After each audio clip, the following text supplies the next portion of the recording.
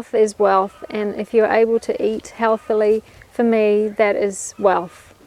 And I think if you are able to look after yourself and you're able to share it with others, that is just such a beautiful thing. So I love having my own food security, and I love being able to grow excess to share. As we had a huge society problem back home with the economic crash that started in 2009. So the needs of renew myself and find a better solution for me, for the next generation, for the earth.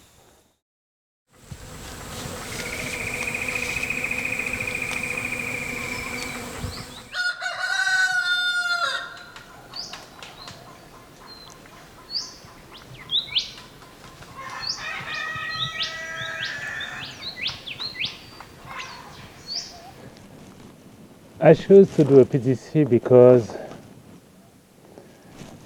I wanted to learn something different. I really wanted to learn something different. I was from traditional school, you know, and with the life I was having, I wasn't that happy. So I wanted to be sustainable, if it's the word. Yeah, I wanted to be sustainable. So one of my friends had noticed that I was getting into my little veggie patch at my house and got me a magazine, and in the magazine was information about the PDC, and that's how I found out about it. And then the more I researched about it on the internet and found out about it, I decided that this was the way to go, and there was a lot of value in what I could learn at the PDC. So I just took the opportunity and came, and it's been great.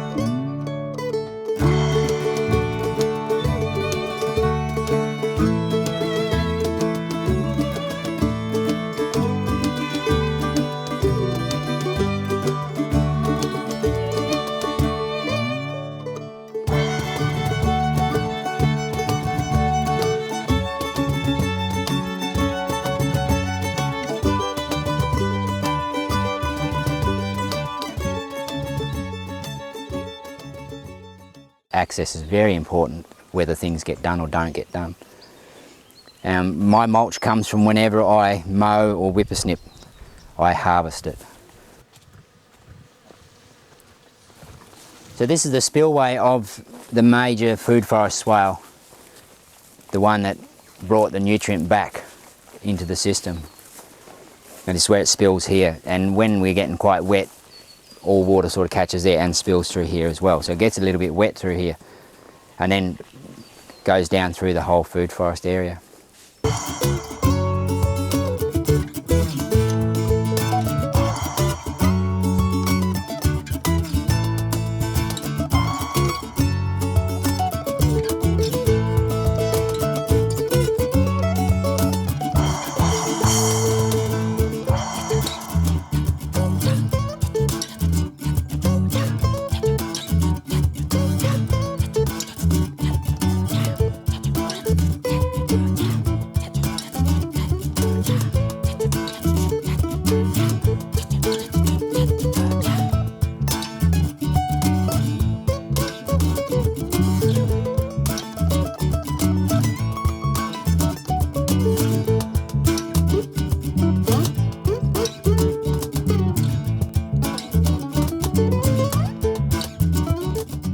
How did I prepare this?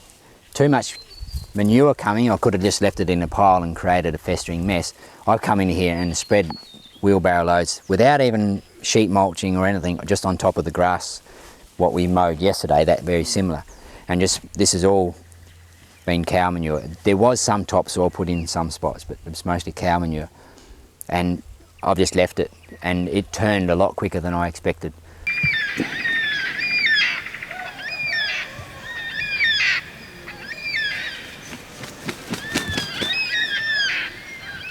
What they've mainly done is eradicated the grass seed, so I hardly have any grass come up. There will be some clumps of solid grass, clumpy stuff like these ones here, really tough, that I'll dig out once I've moved it before I plant, just so that they don't come back. And then I just keep coming back and just checking that there's not so much grass growing. What that's all about, grass is bacterial based and trees are fungal based. So whatever I do chop and drop now in that section there is fungal based. Where if it's grass, it'd be bacterial based. So we're actually creating a natural environment for the tree. It's joyful. You get to see the abundance of how things are grown. I think all chefs should come and do that, to see where their produce actually comes from, how it's grown, when it's plentiful in the garden. That's the time to make pastes, and yeah, it's definitely great.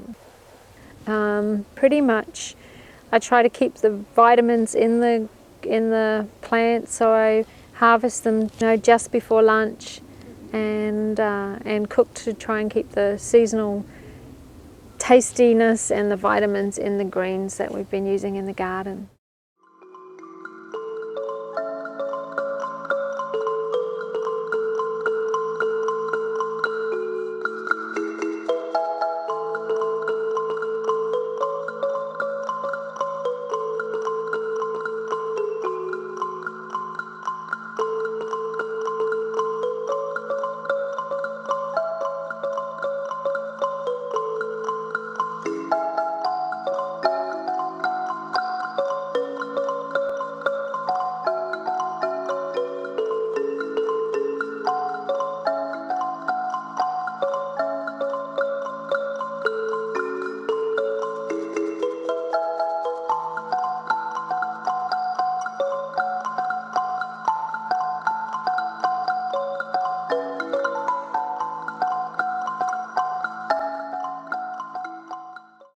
We've already started to implement some changes, but with because my husband's already done the course, we're both going to be able to go home and work at implementing the changes that we've learnt in the course, start making our own soil, making sure the food that we're growing is organic, we know where it's come from.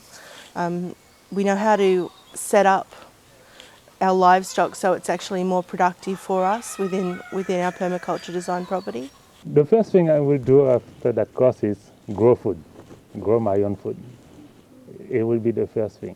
It seems like the right thing to do for me and my friends and family, and I guess the world as a whole. It seems like the right thing to do, to take responsibility for your place on the earth. So.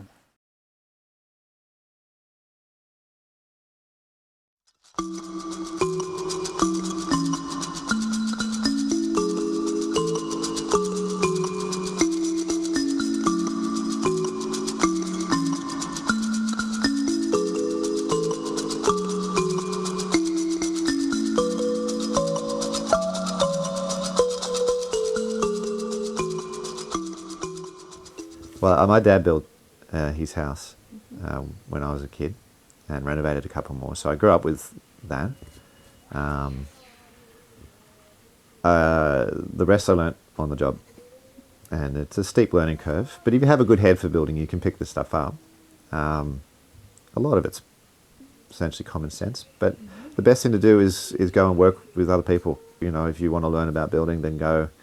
I mean, you can do an apprenticeship if you want to do that, if you're talking about doing professional work, but if you just want to learn about building, and you know someone's doing a build near you or something like that, then go on as an unskilled labourer and you just ask questions and watch what some people are doing and so on. But a lot of the time it was needed knowledge. I had a problem or something I had to overcome. So when we did the stone walls, I decided we were going to do stone. And I'd experimented a bit with just some free stone building on our first structure, which had already had some stone walling, so I was trying to match what was done there, but I realised that the process that was used there was not very effective. It was not easy to keep the walls straight, and the rocks kept falling over and so on. So I did some research on alternative forms, and I found a technique called slip form building, which is fairly quick, fairly reliable, and also had the advantage of being you could use lay people or unskilled labour to do stone walls and still have a good result. I had to read about that, and I read about other people's case studies, did some YouTube study, and then I just tried it.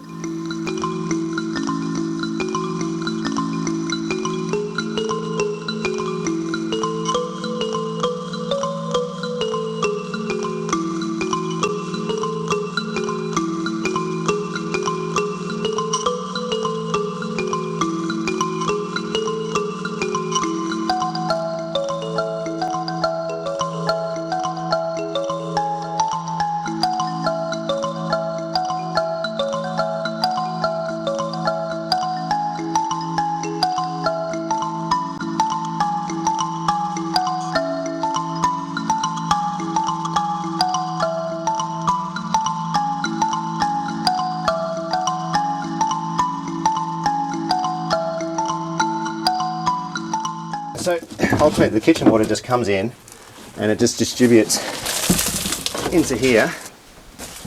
Okay, it comes out through here and here, and it ultimately goes into a bed of soil. And this soil here is actually full of worms, absolutely chockers with worms. Yeah. It's essentially a worm compost system, and it drains down, and then on the bottom there's drainage gravel, and the water just flows out from the bottom and then goes out to the garden. So this actually separates all the food, but more than just separating, it also breaks the food down. So about once every 6 months, I'll actually dig this soil out and throw it into the garden. So we started with a composting toilet because one of the benefits of composting toilet is that it's very easy to install, very quick, and very mobile. You can move it around. So we thought, well, let's go with a composting toilet. It's sound, ecologically we'll get material for the garden from it, but also we can set up a toilet in a day and have something ready to go. This system was an off-the-shelf system from an Australian Queensland company. It's a batching system. Basically, it's a bucket with a drain at the bottom of it and a ventilation fan. And once the bucket is full, you pull the bucket out and you put it off to one side and it composts, and then you empty another bucket into the garden or around a fruit tree, and you put that bucket back into service. I really wanted to build. I've always wanted to. I wanted to explore that whole process. And as a result of doing it, I've ended up becoming a builder, really. People can see that I can build. They've seen the process, and so now they ask me to come and build. And so that's, for me personally, where I'm heading, with the idea of trying to focus on building and sustainable building and sustainable architecture. Though I'm not a purist by any means. You've got to always weigh up, if you're doing something for someone else, that it's their money. And sometimes doing things with a pure eco focus is not really cost effective. Property is a lot of work, and unless you're prepared for it, or unless you've got money to pay for someone else to do it for you, it can be a bit of a shock. And some people, and I know people not just in community here but outside of Starlight in just the general area here, who have bit off more than they can chew, either financially they've put too much money down, or just physically they can't keep up with the amount of work and it falls apart, and that can be quite distressing when that happens. So generally I would recommend that if anybody's interested in living on property, that they rent for a bit first and see what it's like. Not to say that you can't leave the city and say live in a small town or something like that. There are a lot of options there, but on property like this, you've got to be able to have the stamina or the resources to take it on.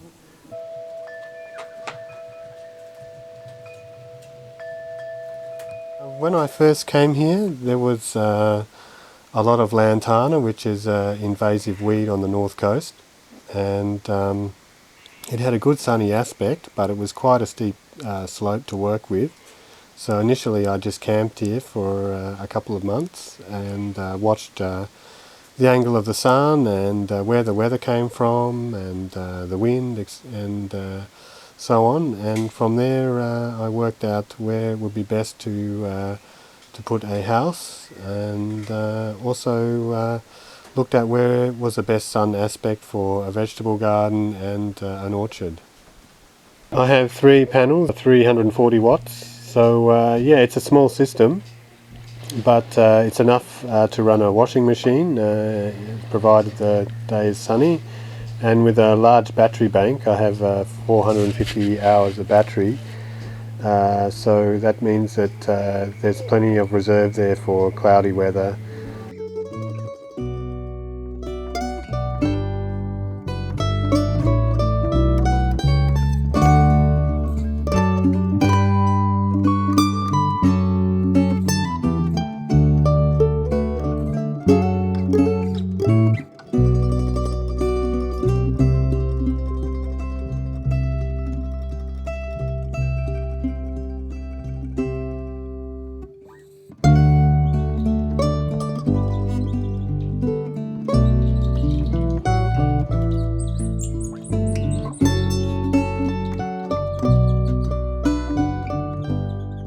Yeah, everything is done by hand. I have used some power tools, of course, chainsaw and power drill and so on, but yeah, all the earthworks here I've done by hand. This house runs off a spring line, capturing spring water up in the forest. Water is a precious resource, so we want to make as best use of it as possible. And one way to do that is to recycle all the grey water and wastewater onto the vegetable garden or onto the orchard. The system is gravity fed, meaning that the water comes into the house from a high point, from a header tank, and then is used in the house, and from there is disposed of through the plumbing into a grey water system, which is 2 tanks that I use then to store the wastewater for use on the garden. As much as I can, I've tried to use the natural materials that are found in the environment here, and also I've used a lot of recycled hardwoods from taken down houses on here around the north coast that have been sold as second-hand timber. I think the main thing you know, that I felt coming to this site was to build as low impact as possible here and to use as much of the local natural materials here on and around the site that I could, with minimal impact to the surrounding forest and the environment.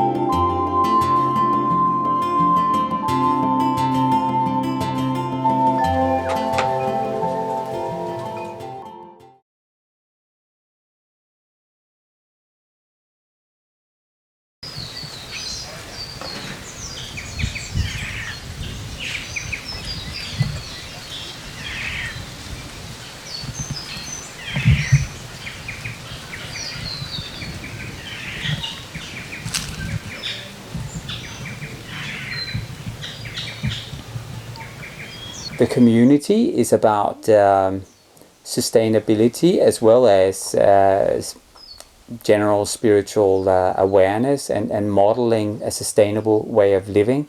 So that's about fundamentally caring for the earth and for humanity.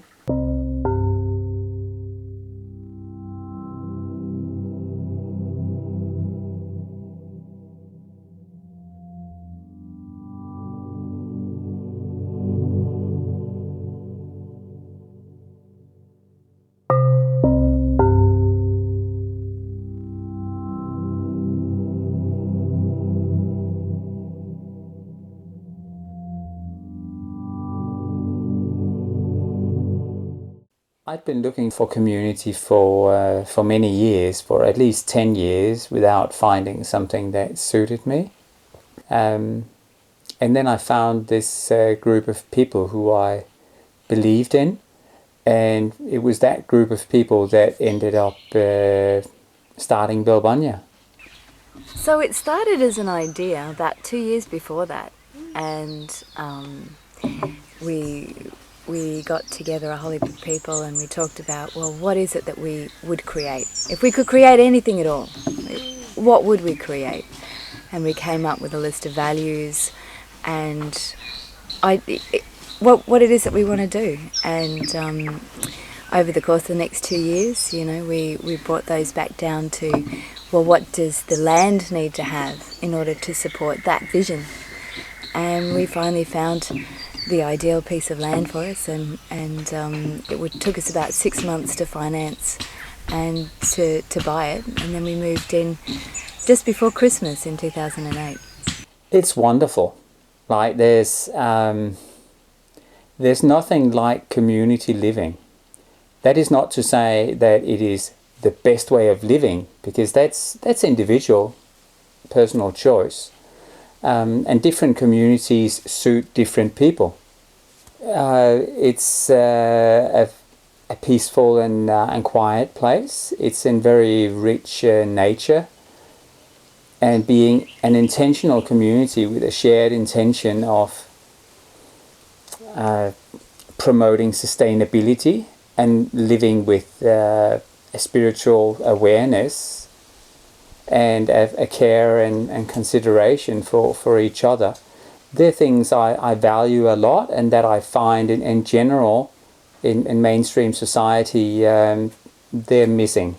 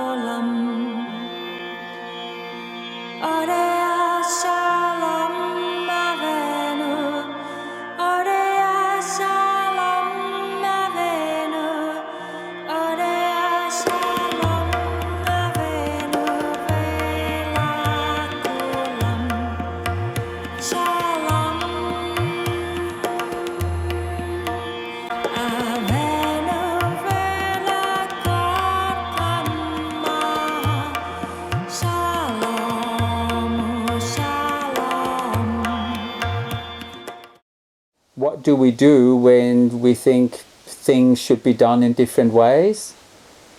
We have a lot of awareness around that. So we have decision-making processes, we have consensus decision-making, and a number of other things we do to help us with that. And that is very important in community. I don't think communities that don't have an awareness and some policies and procedures around those things will succeed.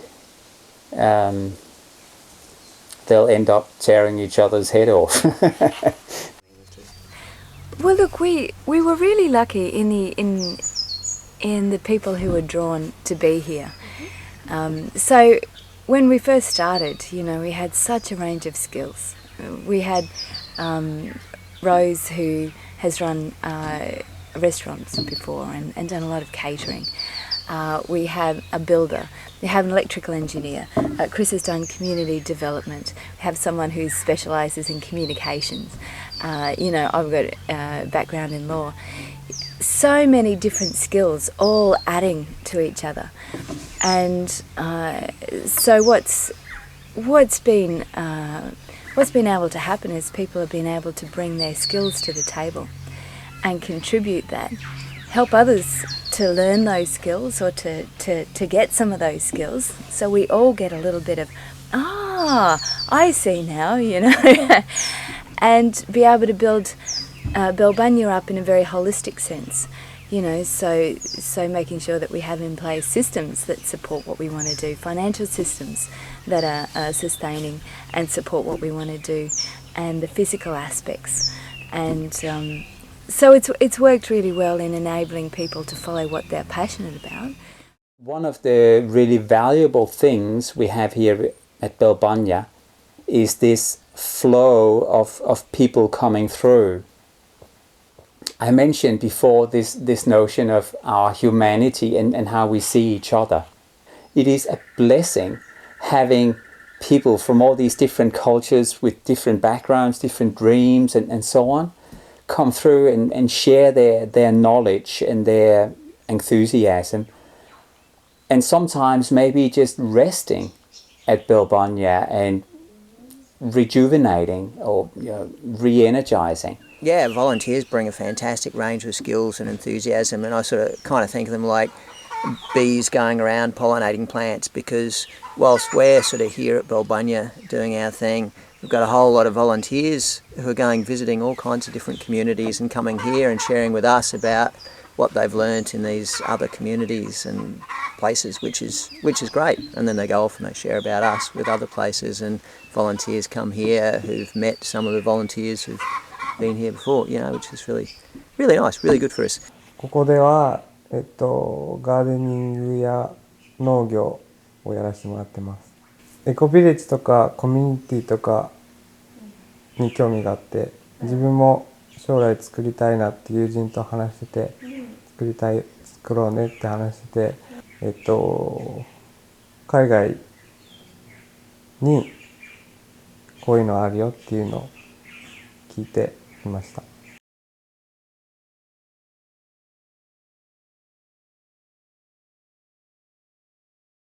I'm a woofer here right now at Zaytuna Farm, also known as the Permaculture Research Institute of Australia. As a woofer, I get up in the morning and I help out with morning chores and tasks. The gardens are actually mostly run by the woofers here. They actually have, I think, 5 or 6 woofers right now on site. It's been really liberating coming here and becoming a part of that production of food and being a part of a community that works together to produce their food. And this is where we put woofers to come and stay. Yeah. Oh, you drew some stuff? What is it?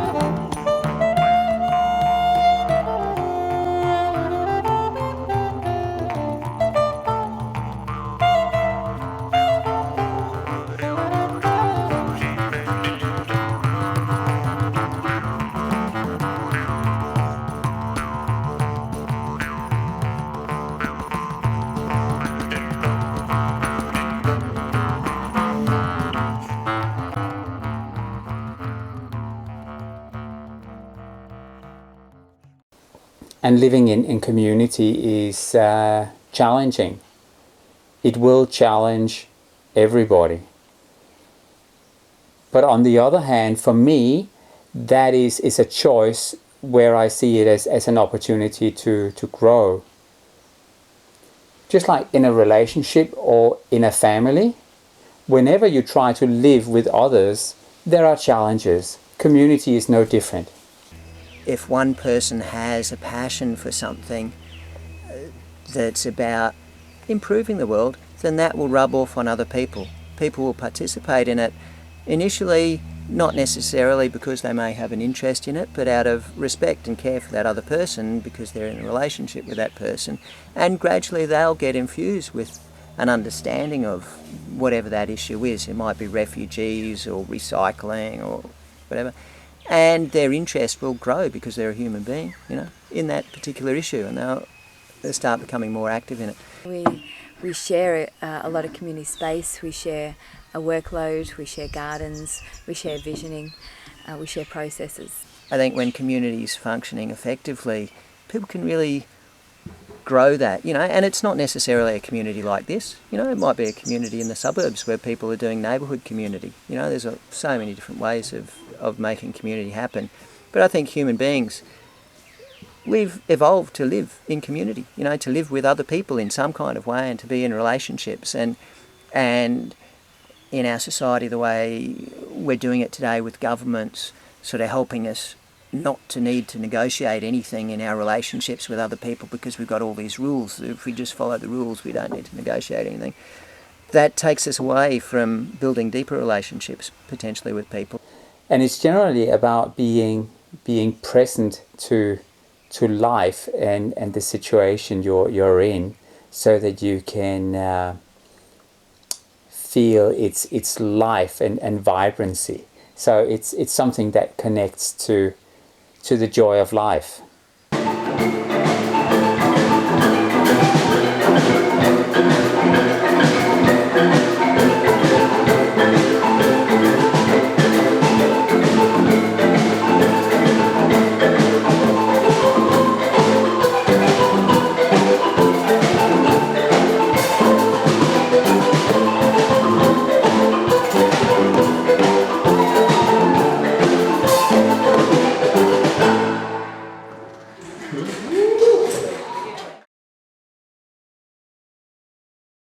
Yeah, you can do it. You've got this resource, that resource, it's all here. You just got to put it all together. I hope to live my life as peacefully as I can and respect my place on the earth, and hopefully the rest of the world can live that way too. We all want to be safe. We all want to express love and feel loved. We all want to make a contribution to this world. So you got to really ask, what are we sustaining? I'd love for one day us to actually increase topsoils in areas that we live in. Because it seems like, you know, wherever we go, biodiversity decreases and soils are lost. And I think that by learning how to make our own soil and care for the soil, we will be giving that back. Our food ultimately comes from the soil. If you trace it back, it's not going back to grass, because grass goes back to soil. So my vision is that humans can live within their environments as a part of it, not apart from it. And they can increase its health and biodiversity. You have to start with yourself. Just like it's said about peace, you know, you can't create peace in the world unless you have peace within yourself. I think, you know, if there's a whole range of ways that people can live their lives, and living in a community like this is just one of a plethora of possibilities, and there's heaps of other ways of building community. I think people need to be building community and sharing what they really value and giving life to those values and really connecting with their humanity. And out of that, yeah, a better world emerges. Well, look, I would just say get some friends together and look at moving onto some land. Just go and do it. You know, there's a big world out there still, and with everyone wanting to live in the cities for whatever reasons, money-wise, material-wise and so on, that can leave room for people who are very serious to live closer to nature, to get out there and see what they can do. So I would just say go and do it. Don't wait.